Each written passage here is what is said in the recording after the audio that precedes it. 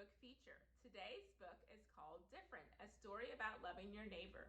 It is written by author Chris Singleton, and this book is dedicated to his mother, the late Sharonda Singleton.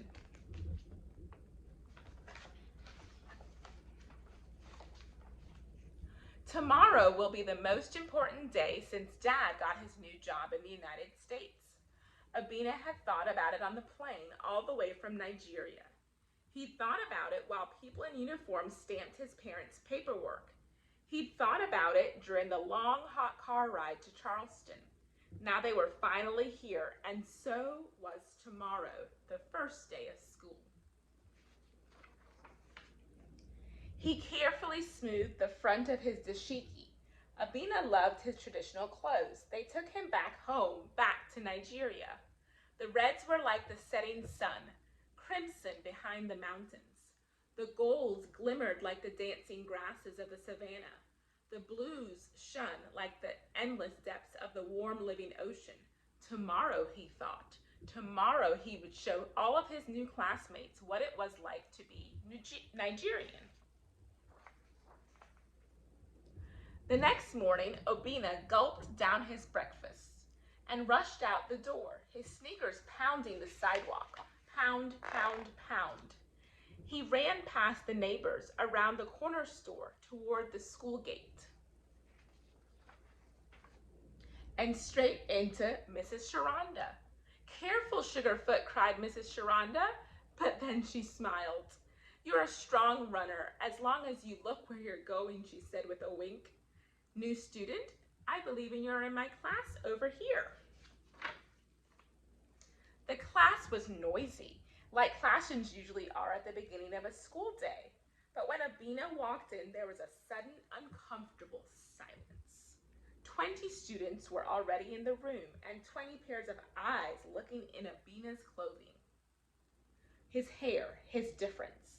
Then 20 people started laughing. "Look at his clothes," said one boy. "I would never wear that to school," said a girl. "And where did he get that haircut?" laughed another. "Hush now," said Mrs. Sharonda, but it was too late. Obinna burst out of the room and ran, pound, pound, pound, through the hallway, past the office, around the corner, into the bathroom he ran, his tears mingling with the sneakers on the tile floor. He pulled off his dashiki and threw it on the ground. "Yesterday," Abina cried. "Oh, how I wish it was yesterday instead." He cried for Nigeria. He cried for the sun and the savannah and the ocean. He cried to be normal, but he couldn't. He was different, different like his dashiki. There was a knock on the door. "Obinna." It was Miss Sharonda. Obinna wiped his eyes, sniffed, and went out to his teacher. She handed him a tissue. Her eyes were soft, the kind of eyes that seem to know exactly what you're feeling without you having to say a word. They sat in silence for a long time. Then, "Never be ashamed of who you are, Obinna," Miss Sharonda said. "You are beautifully and wonderfully made." "I'm not," Abina said. "I'll never fit in." "But I think that you, Abina, weren't made to fit in," Miss Sharonda said. "You were made to stand out. You'll see." She gave Abina a hug and helped him put his dashiki back on. And she said, "I think our class will need your help in the school relay race. I haven't seen a boy run like you in all of my years of teaching.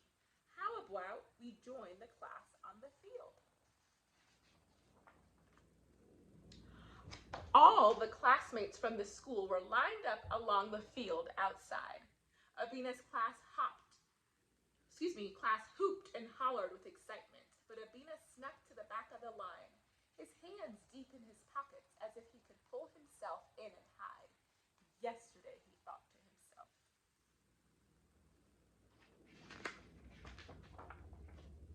The principal stood at the edge of the field. At the sound of the whistle, each class must have one student run the length of the field and return to the line, he said.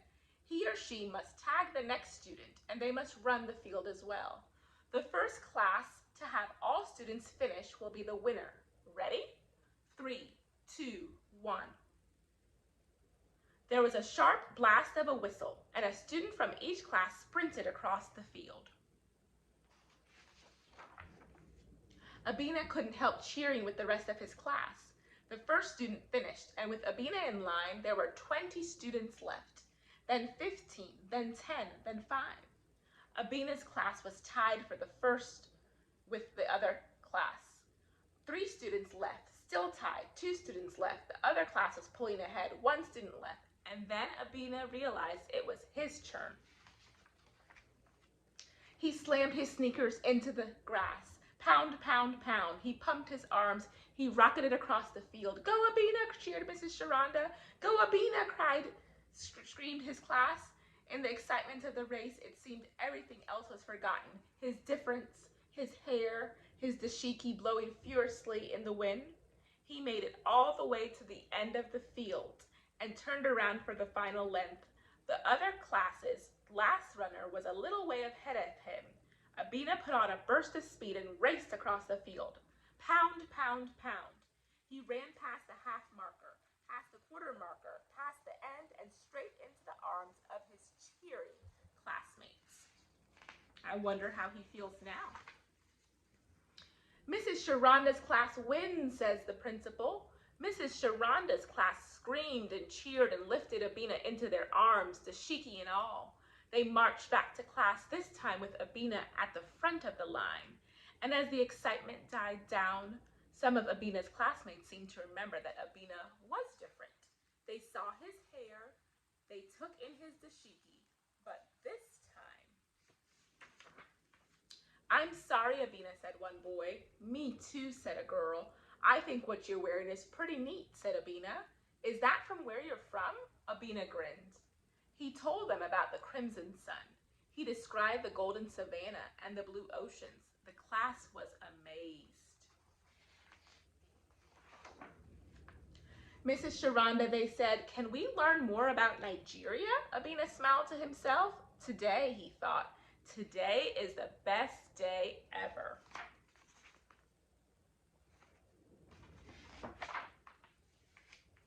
Here's some information about the author. Chris Singleton is an inspirational speaker and former professional baseball player who travels the country as a student achievement specialist. Chris has spoken to over 60,000 students and teachers across the nation and has helped thousands of students and teachers overcome hardships and excel in the classroom.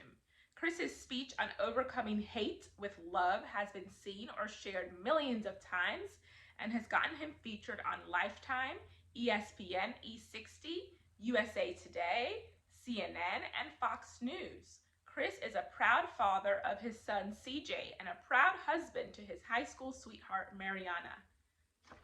And there's several discussion questions. Why do you think Abina's classmates had a hard time accepting him at first? Have you ever met someone that seemed different from you? Did you have similar feelings? What seemed to change the minds of Abina's classmates? What can we learn from their example?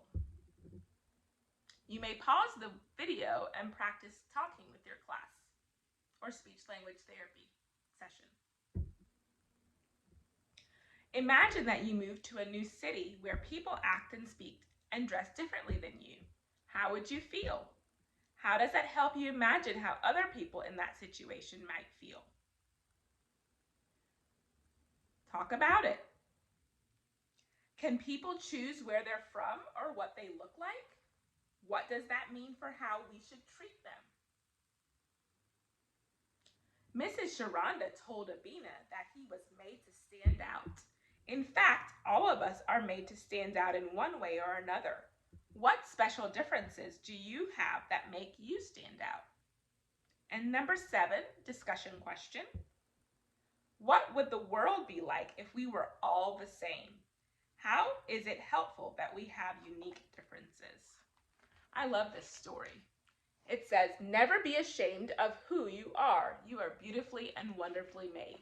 This book has a special place in my heart because the late Sharonda Singleton used to live in Atlanta, Georgia and work at my school many years ago, and then her family moved to Charleston. It is amazing the beauty and power that books can have to tell stories. Thank you for listening to today's book feature. I'll see you next time, or listen again next time. Miss Anderson from Building Successful Lives Speech Services. Bye now.